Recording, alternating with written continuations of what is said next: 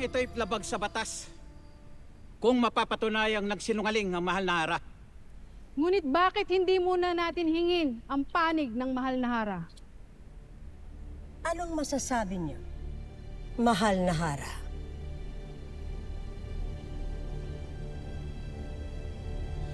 Tunay ngang nagsinungaling ang inyong Hara.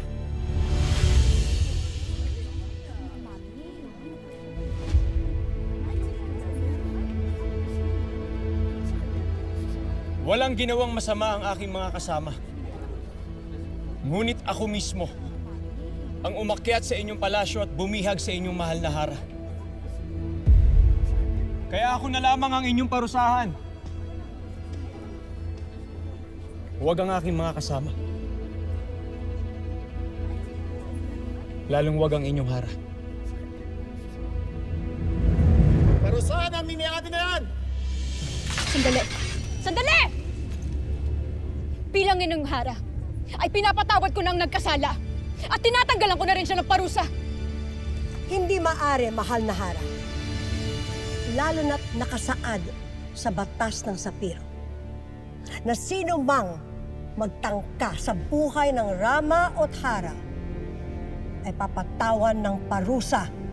Ang salita ng Hara ay maituturing na rin na batas, kaya ako na ang nagsasabi. Pinapalaya ko na siya sa lahat ng kanyang parusa.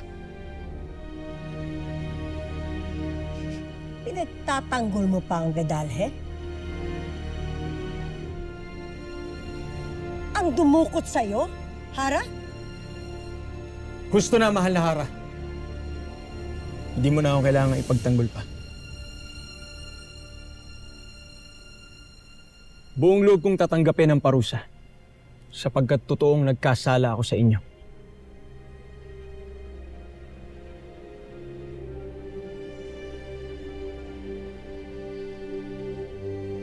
Hayaan makaalis ang ibang miniyabe. Maliban sa napastangang ito, ibalik siya sa piitan!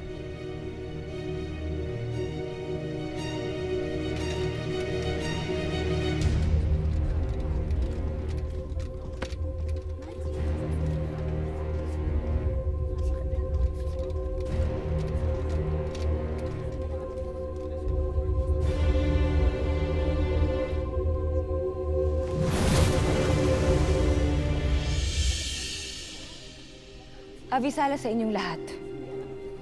Marahil ay hindi pa ako huli sa pag-iisang dibdib ng aking anak. Tamang-tama lang iyong pagdating, Hara ng Lireo.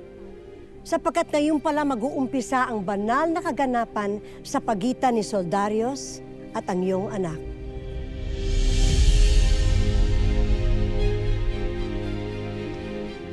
Mabuti naman kung ganon.